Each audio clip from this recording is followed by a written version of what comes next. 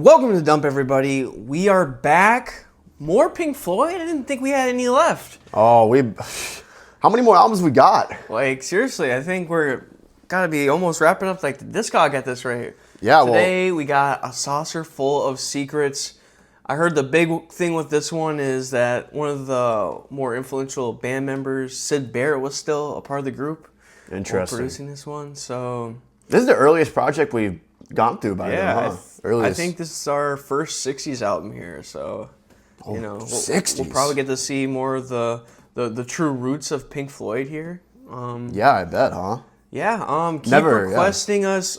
Classic albums does not matter the artist or the genre. We're here to check it out, so...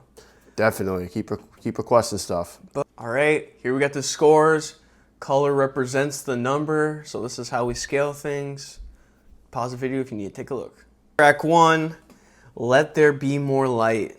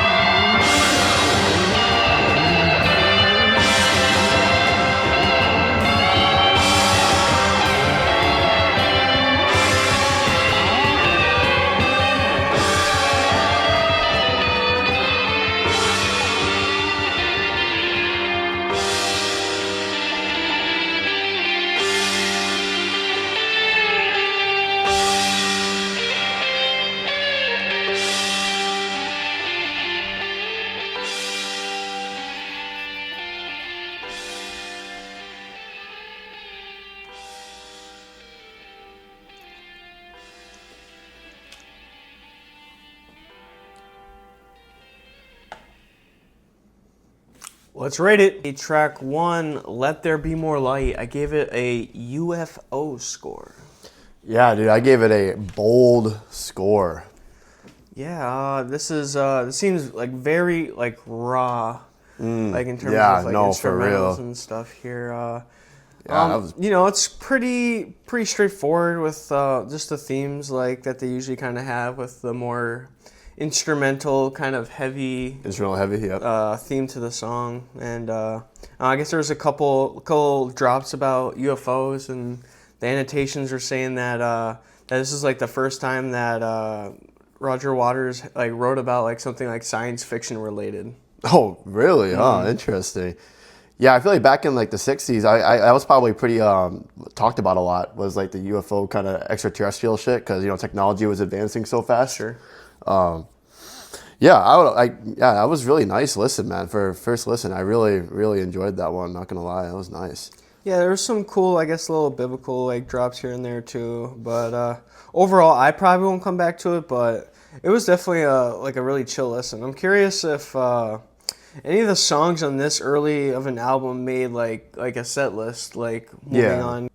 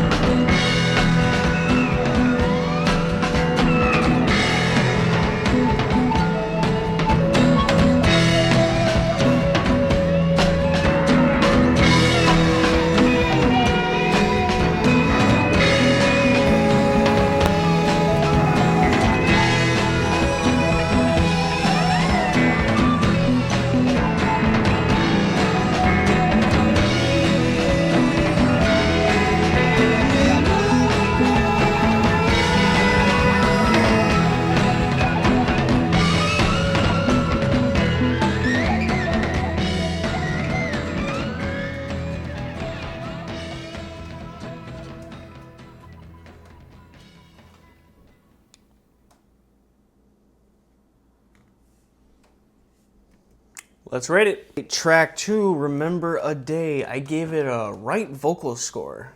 Yes, sir. I gave it a fluid score. Me here personally, I'm more of a fan of the smoothness of this track. And Sure. I know it's kind of limited in terms of lyrics here, but I still think Richard Wright, the keyboard player, had some pretty dreamy vocals. As it seems like they all kind of do. They all do, man.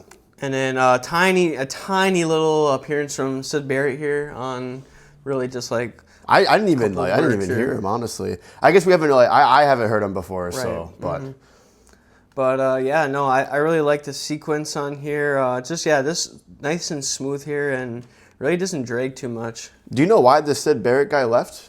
Was it just some complications? I think he was doing like too much acid and stuff like that. Oh, are you serious? I think he was pretty messed up, and I heard he during the Wish You Were Here recording that he ended up coming back and he looked like completely different. Like I guess like he like shaved his head and his eyebrows. This looked completely different, but yeah, no, it's definitely interesting. I hear he had a pretty big influence on their upcoming, but I guess I don't know all the details, so yeah, no, I won't speak on that too much. But yeah, no, a song that I enjoyed here, and I'll probably end up coming back here. So yeah, for sure. Move on to track 3 here.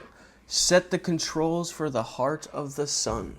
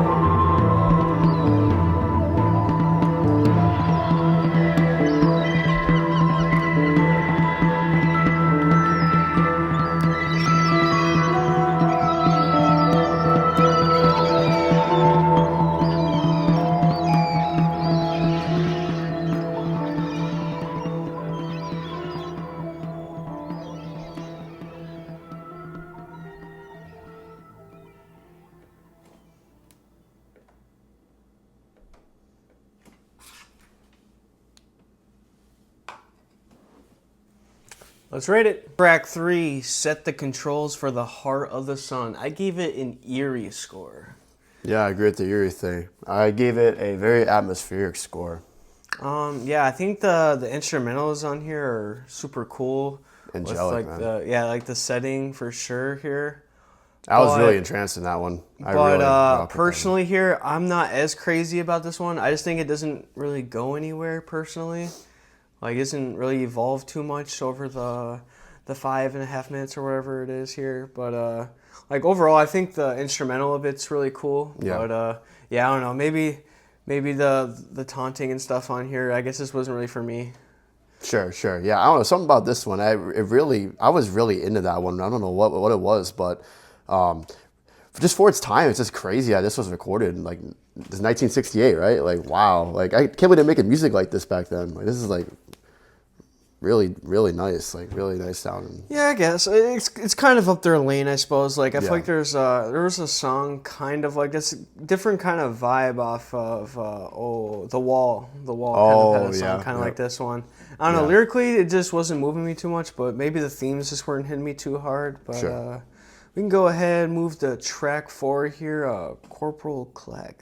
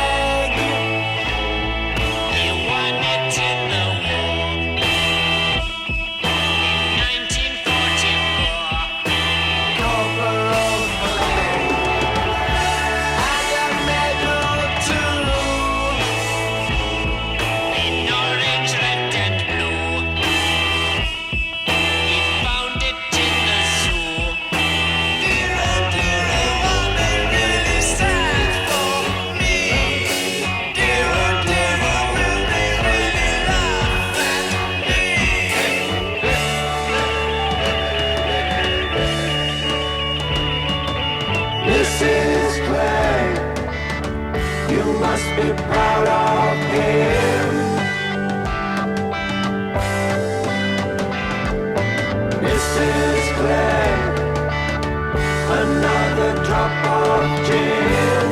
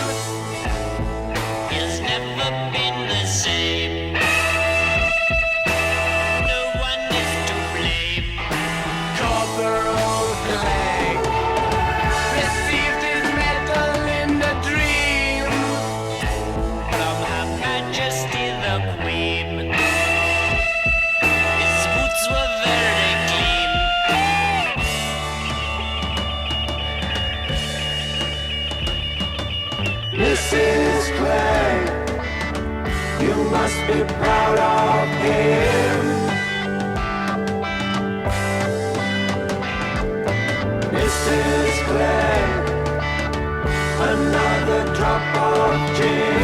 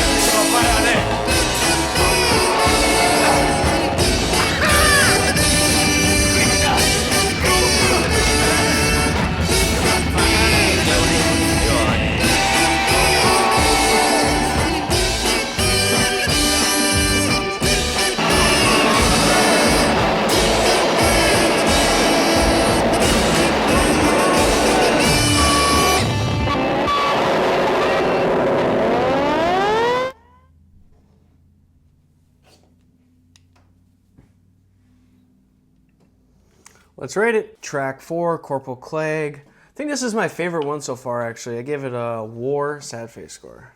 Fair enough. I got the complete opposite, honestly. It's not my favorite personally, so I gave it a. Was that a kazoo or what actually was this? It reminded me of a kazoo. I don't know why. I think this one this clears the other ones in symbolism alone. Yeah, but like sonically though, I just would not play this one.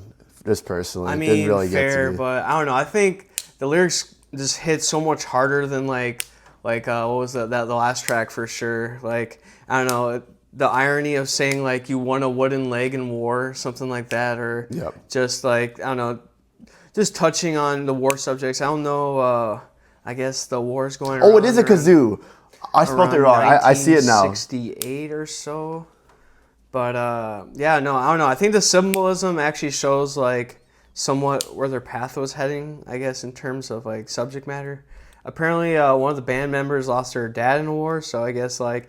I just like that the fact that it's got like kind of this like uplifting kind of tone, but like it's got like a meaning. Yeah, like in the symbolism, sure. it's like Sure. a little more like dark, I guess. Yeah.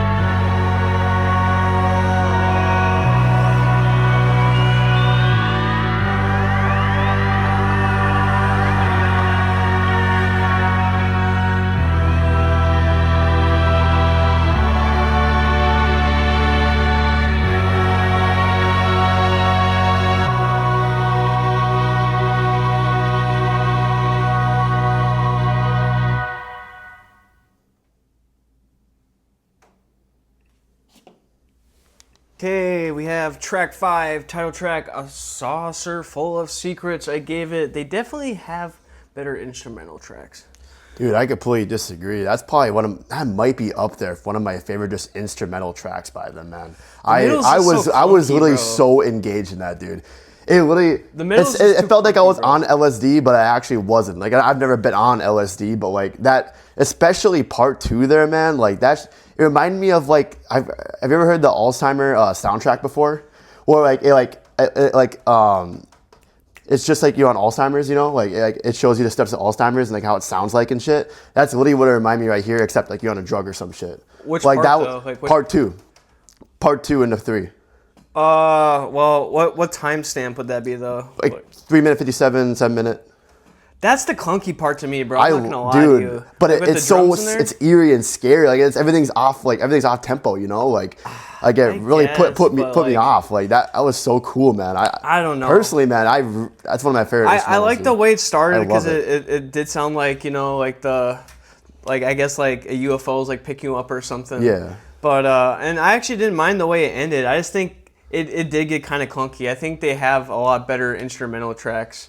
I really like what they did here, man. I'm not gonna lie. Like, I think it's cool, but like I think some of their songs like on "Wish You Were Here," like they had a long instrumental track that it's tighter, it's cleaner. They just did a really good job like showing like how a drug kind of like sounds like for real. Like I can just imagine if you were actually on LSD and listening to this shit, you'd probably be tripping the fuck out for real. Like. That was really unsettling, but I really like how unsettling it was. Like that was awesome, man. I don't know. I just feel like sonically they just got so much better in terms of like these longer kind of tracks. Like the Shine on Me Diamond series, I wasn't even that crazy about either. But I don't know. I feel like soundscape wise, something really stood out to me on this one. Something really stood out. But you don't fuck with Corporal King. No, I don't. Like damn, bro. Not like musically, really. No, I get the message, sure, but not really. Like I wouldn't really play it. Faker. Musically, it's not really faker. engaging like this, but yeah, I guess so. Plain specs. I guess let's keep moving to track 6, Seesaw.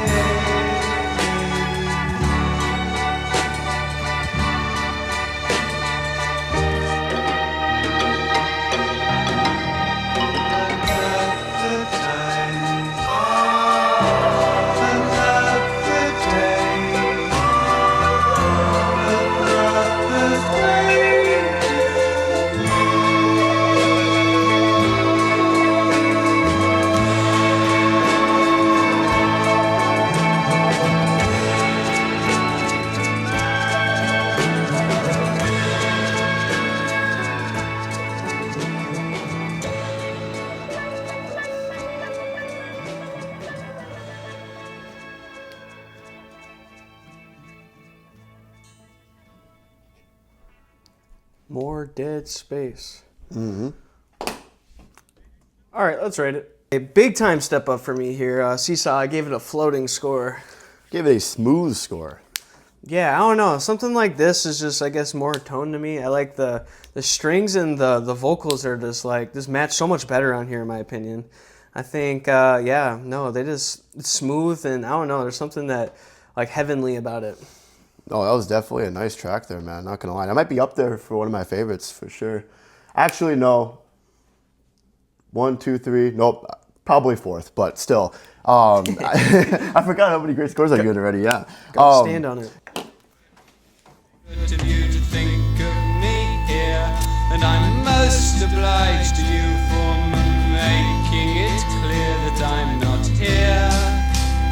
And I never knew the moon could be so big, and I never knew the moon could be so blue. And I'm grateful that you threw away my old shoes and brought me here instead, dressed in red. And I'm wondering who could be writing this song.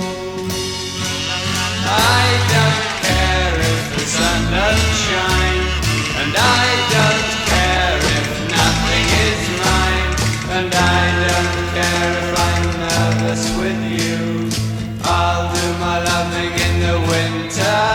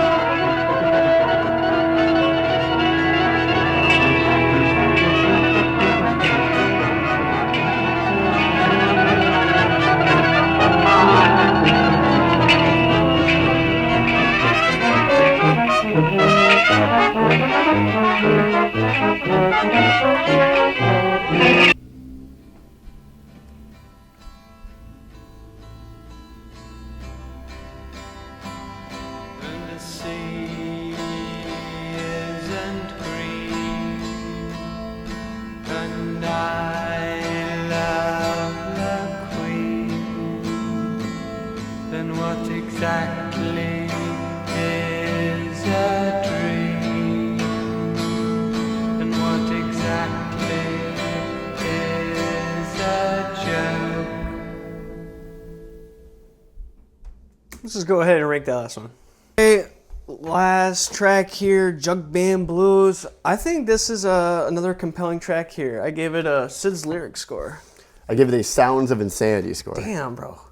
Just hating on all the great ones here, I see. That one really didn't stand out, to be honest. I think this is a better enactment of like the trips of LSD than the other track was, because you have like the playful music in the beginning here, and then you kind of get these loops of him like kind of losing his mental state here, and then it's kind of just goes all cheerio in the end here again. But I don't know. I just like the concept and the execution of these ones more personally. Yeah, like me, if I were to play these songs, I probably wouldn't come back to this one just because it didn't really get to me, really, to be honest. Just off first listen, of course, but just didn't really captivate me like some of the others. But definitely not too bad. But I think it sounds like insanity, but or the sounds of insanity. I think that's the whole point, though. You know. Yep. Like I don't know. I just think the attempt and the actual execution is sometimes more important than just playability on a day-to-day kind of thing. But I'd say we just get into the scores. All right, we got the scores here. I gave it a great score, actually.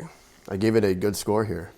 We're actually very opposite on, I think, all of our song to song. It's here. honestly pretty rare that we're this opposite. Like, there's a lot of songs that are my least favorite, that are your favorite, and then your least favorite, my favorite, which is I don't know. pretty I interesting. think the songs that I liked more are like the war one. I think the last song here too. This really like shows Sid's like mental health kind of thing. That was here. his last song, huh? Yep. Damn. He was always, I guess they said, like more of a writer than anything, but Yeah. it kind of shows. I don't know, some of these lyrics, and then you kind of like the more less lyric heavy. You like the more instrumental, ones, the that instrumental kind cuts. of just run on. But yeah, I think overall it really does show the roots of where they were going here. Yeah, definitely. Yeah, Wow. only a couple years later they had their big breakout. But overall, I think it does have some just some like really just their come up kind of stuff. Definitely, yeah. Some stuff that they obviously tuned out, and obviously like the production of the album just gets way smoother over time. But yeah, no, I think overall it's still a pretty great attempt. Looking at the streams, man, it's pretty underrated. Like as of today, like well, to be fair, it is like it's a very old album, of like, course. 50 plus years old. So Yeah. it's just the streaming. I'm sure the sales when they would came do out it more justice than the actual streams. the physicals. So Yeah, I bet. because like I think a big thing with streaming now too is like obviously they bought a lot of streams now for artists, and they're not gonna buy like an album from 1968. Exactly. You know? There's Like, really no point. You know, these are most likely all real streams. So but yeah, if you guys liked the video, you gotta let us know what you thought of a Saucerful of Secrets. Gotta recommend us more classic albums. Is there really anything from Pink Floyd we really need to check out, or is it just filler, I guess? But we got a lot more Yeah. artists to get through. So yeah, gotta recommend us artists, any genre, any album, and you already know. Don't.